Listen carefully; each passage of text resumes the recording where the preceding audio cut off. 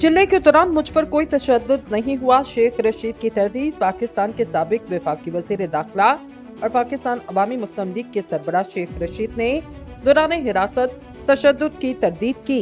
बुध को supreme court में सहाफ़ियों से गुफ्तगू के दौरान साबिक वफाकी वज़ीर दाखिला शेख रशीद अहमद का कहना था, लोगों को वैसे ही खबरें बनाने का शौक है। CPO जहां मुझे ले गया 40 दिन रखा क्या, मुझ पर कोई तशद्दुद नहीं हुआ।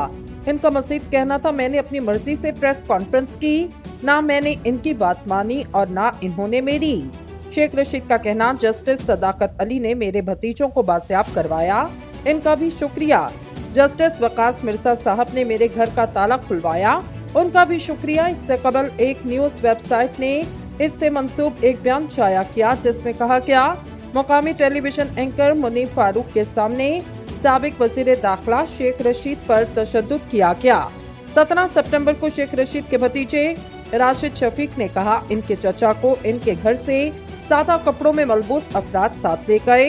इनकी बासियाबी के लिए इन्होंने अदालत से रुजू किया। बाद 22 अक्टूबर को शेख रशीद अहमद अचानक मंजर आम पर आए और इन्होंने एक टीवी चैनल को इंटरव्यू देते हुए कहा, वो चिल्ले पर थे, अब वो 9 मई के वाकयात में मुलव्विस अफराद को माफी दिलवाएंगे।